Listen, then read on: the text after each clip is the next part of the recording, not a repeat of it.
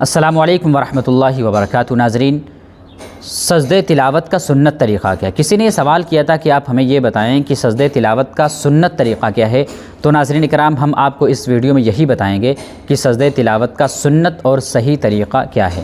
سب سے پہلے تو ایک مسئلہ یہ سمجھ لیں کہ سجدہ تلاوت کس کے اوپر واجب اور ضروری ہے۔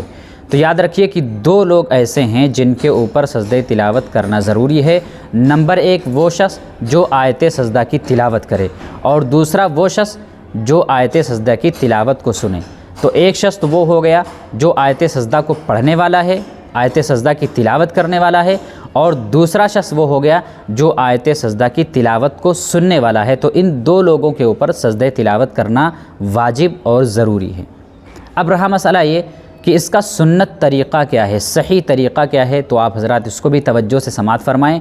اس کا طریقہ یہ ہے کہ جب آپ آیت سجدہ کی تلاوت کریں، اس کے بعد سیدھے کھڑے ہو جائیں اور آپ دل میں ارادہ کر لیں، زبان سے کہنا کوئی ضروری نہیں ہے، آپ دل میں ارادہ کر لیں کہ میں اللہ تبارک و تعالیٰ کے لیے سجدہ تلاوت ادا کرنے جا رہا ہوں، بس اتنا ارادہ کافی ہے۔ آپ سیدھے کھڑے ہو جائیں گے، آپ کو ہاتھ اٹھانے کی کوئی ضرورت نہیں ہے، بلکہ سیدھے کھڑے ہو جائیں گے اور اللہ اکبر کہتے ہوئے سجدے میں چلے جائیں گے۔ اب سجدے میں 3 مرتبہ سبحان ربی الاعلیٰ، سبحان ربی الاعلیٰ، سبحان ربی الاعلیٰ پڑھیں گے آپ، اور اللہ اکبر کہتے ہوئے سر اٹھائیں گے، سیدھے کھڑے ہو جائیں گے۔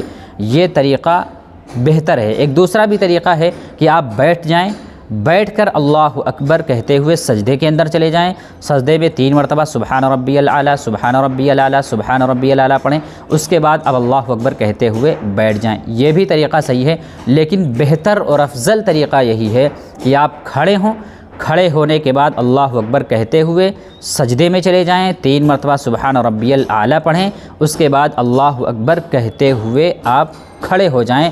اس کے علاوہ آپ کو کچھ نہیں کرنا ہے، بس آپ کا سجدہ تلاوت ادا ہو جائے گا اور بالکل صحیح سنت کے مطابق ادا ہوگا۔